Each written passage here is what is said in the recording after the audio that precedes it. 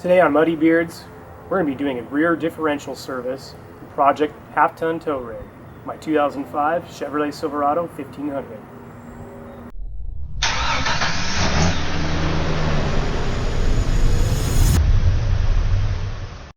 Okay, so the rear end that we are working on today is the GM 10 bolt, which you know that because it has 10 bolts on the diff cover here, which came stock in the 1500 Silverados. And the first thing we need to do to service this is we got to remove all the old fluid. So pretty much all rear differentials are the same thing. This one does not have a drain plug, so we actually have to take off the cover. So all I'm going to do is just take out all 10 bolts here on the diff cover.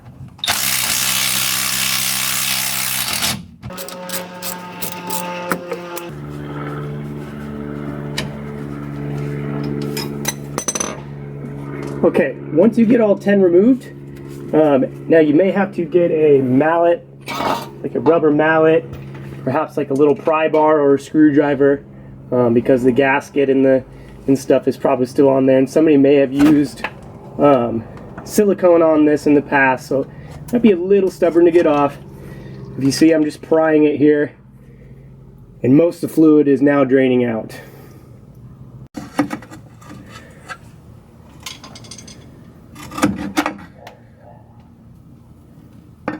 Now that I got that removed,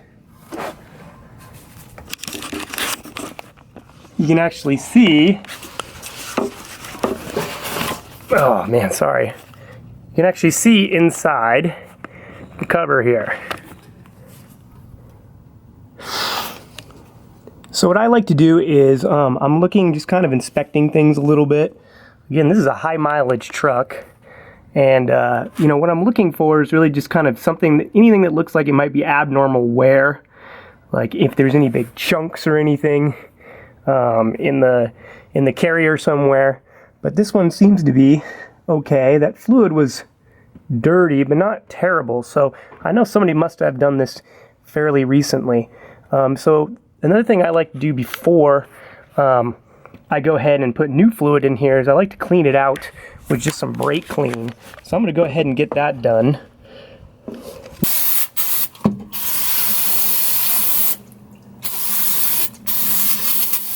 So this rear end actually had a gasket on the cover here. So we're going to make sure we got to remove all of that. You can use a razor blade to do that. And you've got to make sure that the surface here is good to go. I'm going to go ahead and get this surface cleaned up as best as I can. And then I'll show you how, so just being really careful with the razor blade, and then I'll show you how we can put this cover back on with some new silicone. Okay, so now that I got the surfaces scraped down, and I just cleaned them up and I wiped them down really well with some rags and some brake clean, this thing's actually ready to get the cover put back on. So you can buy a gasket. That's what this one had on it before, is a gasket.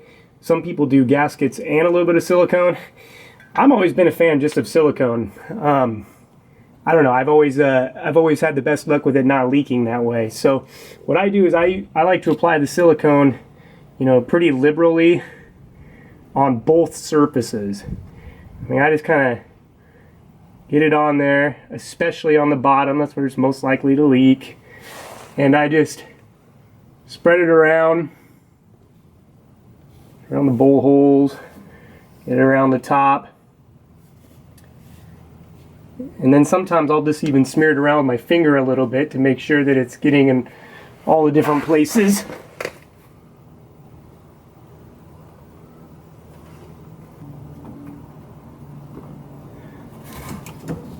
Where these brake cables come in, a little bit of a pain.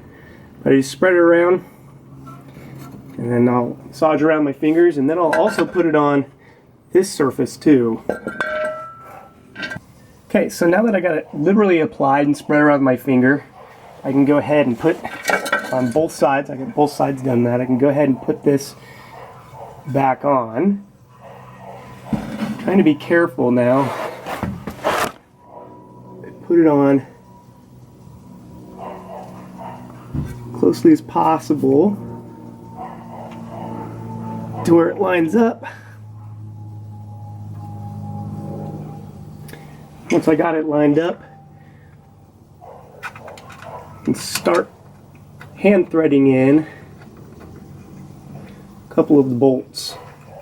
So now that you got them finger tight, you're going to want to go ahead and tighten them down. The trick is that you go kind of in a cross pattern. So, you know, I did the one on top, now I'm going to do the one over here. Once that's tightened down, then I'd want to go here, and then across, and across, and then across. And so essentially that's what I'm going to do, is tighten them up in that cross pattern.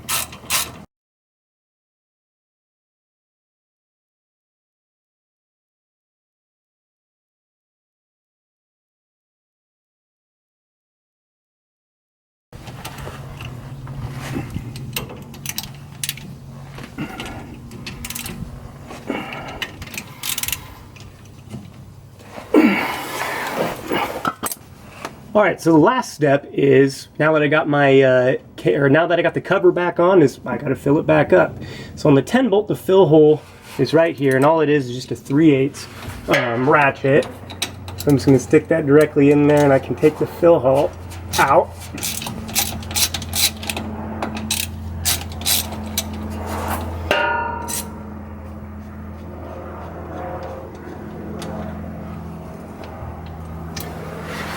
And I can fill it up directly from there. So it definitely works best if you have one of those, you know, they have like a pump that you can put it in, but I'm just going to take it basically straight from the container and try to pour it in.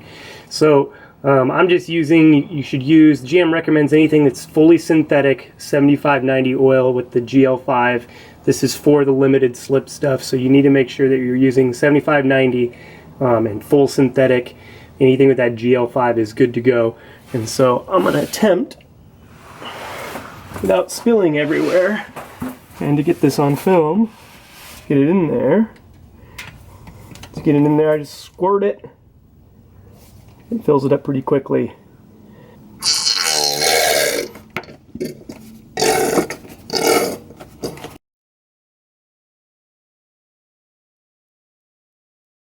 Okay.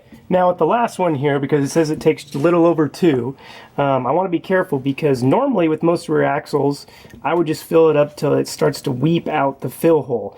But when I looked it up, it says for the Chevy Silverado 10 bolt, you should actually be able to feel it about a 1/4 to a 1/2 inch in your finger. So you don't want to fill it all the way up to where it comes out, to where it weeps out the fill hole. That's actually too full. So you should be able to actually stick your finger in there. I'm going to kind of just stick my finger into about that first knuckle and see if I can feel it. So I'm just going to add little bits at a time until I can.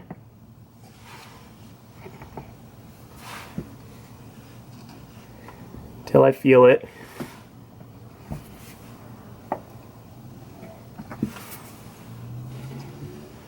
Okay, so I can already feel it. So I looked it up online and it did say about 2.1. So really all I need to do is put my bolt back in, tighten this thing up, and I'm done. Thank you for tuning in to Muddy Beards. If that video was helpful, please make sure to give us a thumbs up. If you like what you saw, please hit subscribe. If you like the Silverado stuff, check out our playlist, Project Half Ton Tow Rig. And thanks for watching again, and we'll see you on the trail.